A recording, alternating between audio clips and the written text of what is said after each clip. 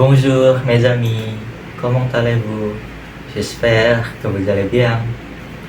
Je m'appelle Alfira Robani, vous pouvez m'appeler Api. Hari ini kita mau ngapain ya? Gimana kalau kita belajar bahasa Prancis aja? Kita belajar exprimer en moment d'une action. Setuju gak? Setuju gak? Setuju dong. Kalau gitu kita mulai videonya. Exprimer en moment d'une action. Qu'est-ce que c'est? Atau apa sih itu? Exprimer en moment d'une action est une méthode qui est utilisée en français pour exprimer le moment de l'action, atau sebuah metode atau cara yang digunakan dalam bahasa Prancis untuk menjelaskan momen dari suatu kejadian. Ada 4 momen aksi kejadian yang bisa kita pakai. Yang pertama ada une action dans un futur proche, atau kejadian yang akan terjadi. Yang kedua ada une action dans un futur immédiat, atau suatu kejadian yang hampir terjadi. Yang ketiga ada une action pendant sa réalisation, atau suatu kejadian yang sedang terjadi. Yang terakhir atau keempat ada une action dans un passé récent, atau suatu kejadian yang baru saja terjadi. Nah, dari keempat momen kejadian tersebut, tentunya ada cara atau formulanya masing-masing agar kita bisa menggunakannya. Kalian gak perlu bingung atau khawatir karena di sini kita juga akan mempelajari bagaimana formula dari keempat kejadian tersebut. Yang pertama ada une action dans un futur proche. Kita bisa menggunakan formula subjek ditambah aller au présent yang dikonjugasi ditambah kata kerja infinitif. Yang kedua ada exprimer une action dans un futur immédiat. Kita bisa menggunakan subjek ditambah kata kerja être yang dikonjugasi ditambah sur le point de atau de apostrophe ditambah kata kerja infinitif.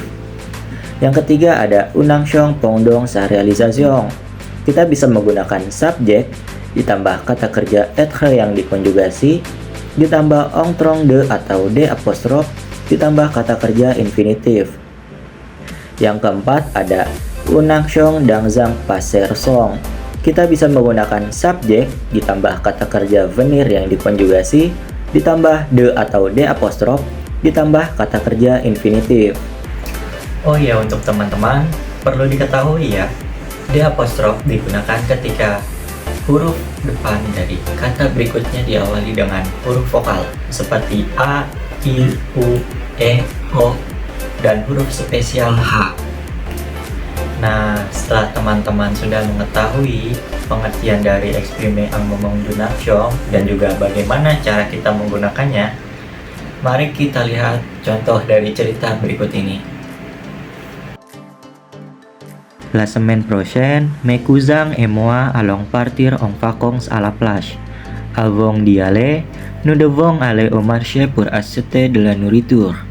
Là-bas, je suis sur le point de perdre mon portefeuille car de voleurs. Heureusement, il y a mon ami Uanga qui est en train de manger du baso et il crie du voleur. Ensuite, le voleur immédiatement partir. Si je perds mon portefeuille, je ne suis pas parti en vacances avec eux car je viens de prendre tout mon argent ce matin. Jika diartikan, maka akan menjadi seperti ini. Minggu depan, sepupuku dan aku akan pergi berlibur ke pantai. Sebelum ke pantai, kita harus pergi ke pasar untuk membeli makanan. Di sana, aku hampir kehilangan dompetku karena pencopet. Untungnya ada temanku atau Angga yang sedang makan bakso dan dia langsung meneriaki pencopet tersebut. Lalu, pencopet tersebut langsung pergi begitu saja. Jika aku kehilangan dompetku, aku tidak akan jadi pergi berlibur bersama sepupuku karena aku baru saja mengambil semua uangku pagi tadi. Oh ya teman-teman, jika kalian perhatikan tadi pada kalimat tongtronde, kita menggunakan subjek ki. Buat yang belum paham, Ki ini merupakan pronom relatif yang digunakan untuk menggantikan keterangan subjek agar tidak terjadi pengulangan. Pada kalimat tadi, ki tersebut merujuk kepada angga. Nah, alasan kenapa kita menggunakan ki agar tidak ada kata angga pada waktu yang berdekatan. Begitu ya teman-teman. Gimana nih materinya? Mudah dipahami bukan? Semoga kalian bisa mengerti ya dari video penjelasan yang sudah diberikan. Sampai jumpa di pertemuan berikutnya. Tabiang to, ong syong teh.